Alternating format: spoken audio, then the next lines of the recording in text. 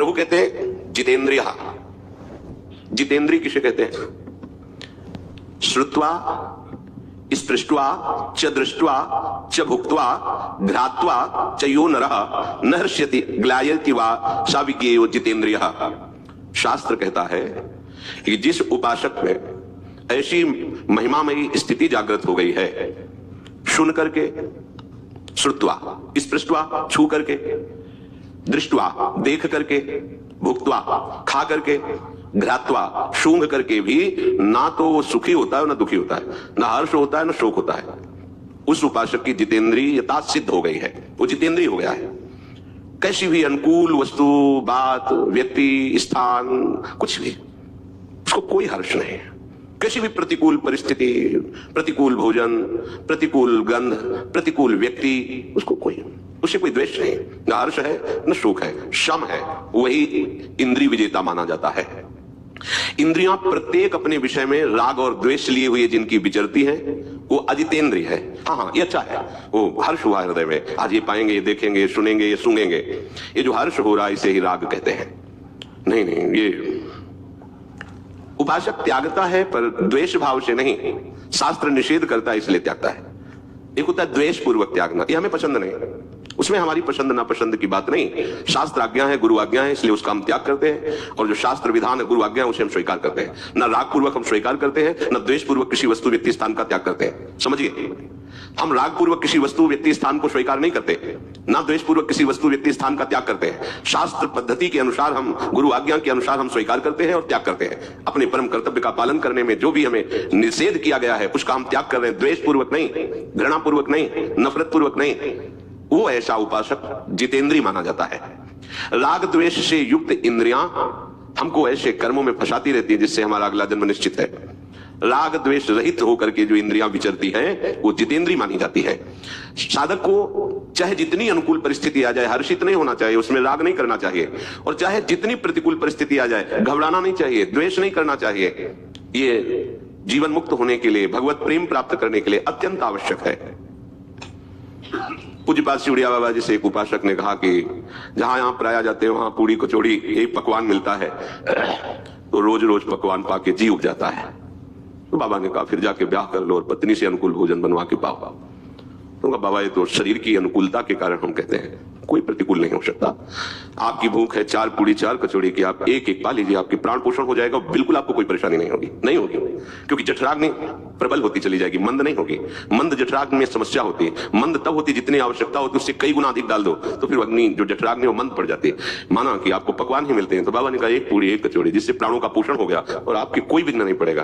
तो हमको ये देखना है, हमें किसी वस्तु से द्वेष नहीं कर, ये नहीं, ये हाँ ला, ऐसा नहीं, किसी व्यक्ति से नहीं, किसी पदार्थ से, क्योंकि सब भगवत स्वरूप है। हाँ, शास्त्र जिसे निषेध करता है हम आज्ञा पालन के लिए हम उसका त्याग करते हैं, द्वेष पूर्वक नहीं। शास्त्र जिसका विधान करता है हम आज्ञा पालन के लिए उसे स्वीकार करते हैं, राग पूर्वक नहीं।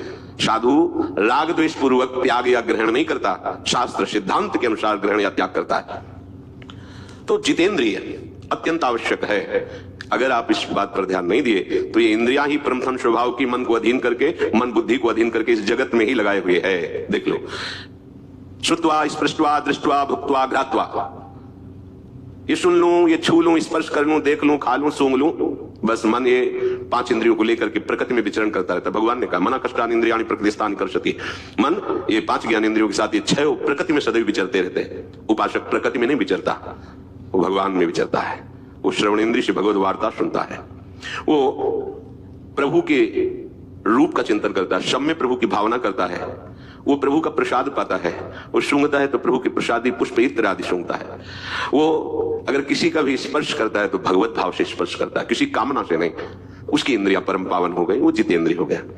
देखना, इंद्रियों के न घोड़े भगे, रात दिन इनमें संयम के कोड़े लगे। छूट कर दी इंद्रियों की तो फिर साधक की किस बात के, उपासक किस बात के।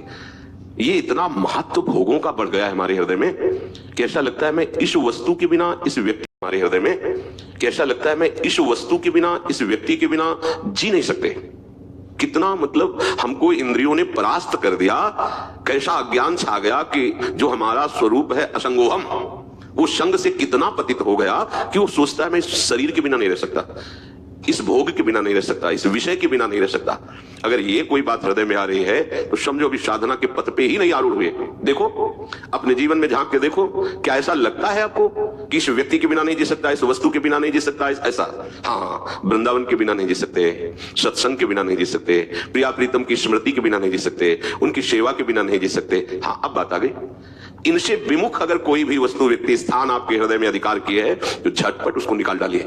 अगर नहीं निकालेंगे तो संपूर्ण हृदय पर जब जागतिक आसक्ति का अधिकार है तो फिर प्रेम कहां प्रकट होगा? खाली हृदय में ही प्रेम प्रकट होता है। अगर ये प्रपंच भरे हुए हो तो कैसे होगा?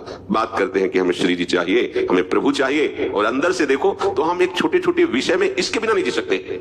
ये तो चाहिए ही, जब तक ये है कि ये तो चाहिए ही, तब तक श्री जी मिल जाए ऐसी चाह प्रकट ही नहीं हो सकती।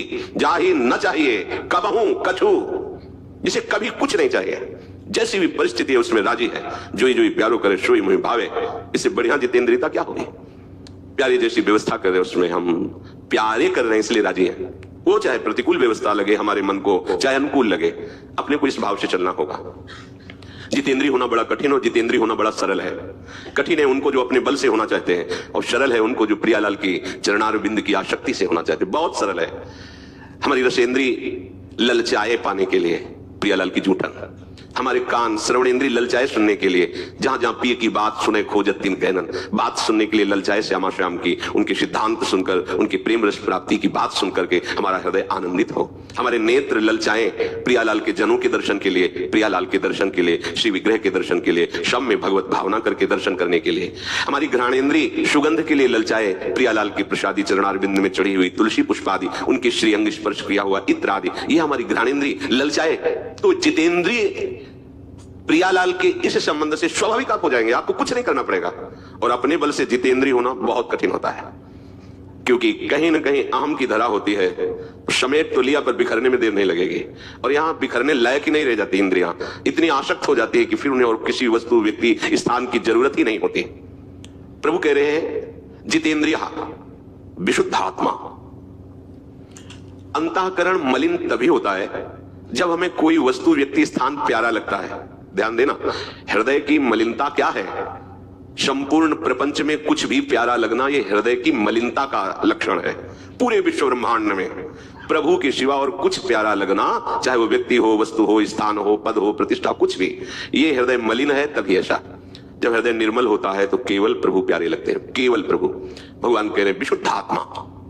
जहां किसी भी पदार्थ की प्रियता है, महत्व है, किसी भी व्यक्ति की प्रियता है, किसी पद का महत्व है, कोई भी कामना है, तब तक हृदय मलिन माना जाता है। यही हृदय की मलिनता है।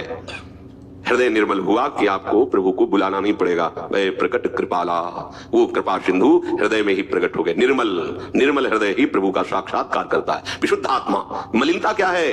किसी भी वस्तु, व्यक्ति, पद प्रतिष्ठा आदि की प्रियता, महत्व बुद्धि।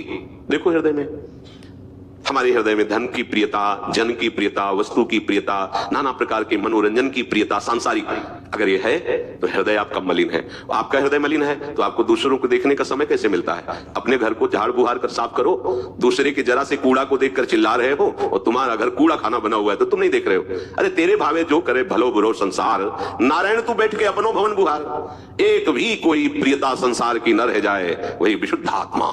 जो विशुद्ध आत्मा है वो परमात्मा स्वरूप हृदय हो जाता है, भगवत स्वरूप हो जाता है। जल्दी स्वाभाविक नष्ट हो जाती है। ध्यान देना, आप अपने हृदय को विशुद्ध आत्मा तब बना सकते हैं जब आपका उद्देश्य हो जाए कि मुझे प्रिया प्रीतम से मिलना है।